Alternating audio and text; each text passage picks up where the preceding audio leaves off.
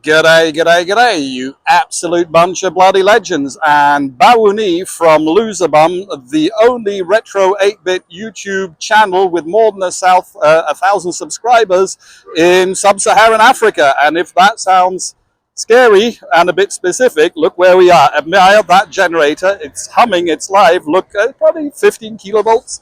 Behind me, big gas bottle, heavily protected by like flimsy things. So that's where we are today, and we're here to answer a crucial question. What is the better 8-bit modern retro weird fake microcontroller paired with a retro 8-bit processor single board computer for Sub-Saharan Africa? By the way, in case I hadn't mentioned, I'm here in wonderful Lagos, Nigeria, which you see there a bit in the background. So they've just raised the minimum wage here. I'll get into that a little bit later. So which one is better? Which one is better? So I've got one here with me, which is very obviously the Neo 6502, sorry, with the logo on the back, right, from our dear friends at Olimex in Bulgaria. Why? Simply because it's smaller, right? The Agon is about twice the size. Everything you bring here, you're going to have to bring in your luggage or hand luggage, because forget about sending everything by mail, right? It's got to be hand carried. There are interdimensional black holes between the container ships and the place where you get your parcel, which suck up a non-zero percentage of the shipments. Welcome, welcome to the future, right? Because that's what certain other countries are going to look like soon. Anyway, I'm rambling. So because of the size, of course, the Neo is much more attractive. The 6502 has a smaller instruction set, easier to carry, right? As pointed out by D to the P. Shout out to my man over there, and maybe that's easier to teach people about it. Now, the size thing is actually false economy, right? Because what are you going to need with both of them, right? You're still going to need a monitor cable, right? Huge like this, so you have that. You're going to need a power pack, right? Something like this. So that's going to take. In the case of the Neo, you need this 1 meter long USB to USB cable provided by our friends at Olimex, which is way too long to get the software on there. So all of a sudden, the size of the circuit board doesn't really matter that much. By the way, I'm not being super serious here, but there is one key criteria, which is the input-output, right?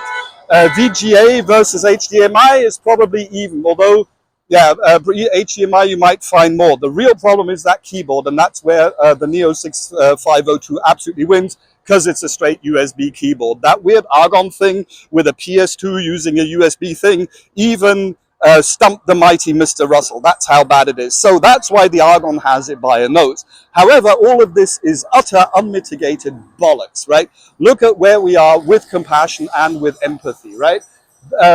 They have just raised the minimum wage here to 70,000 naira, which is about $40, $1.25 a day, right, to live on. And that's what the people are like. And this is what the infrastructure, the schools have a huge attendance problem. It's the teachers who are not attending because they have to get jobs, because they don't get paid by the government.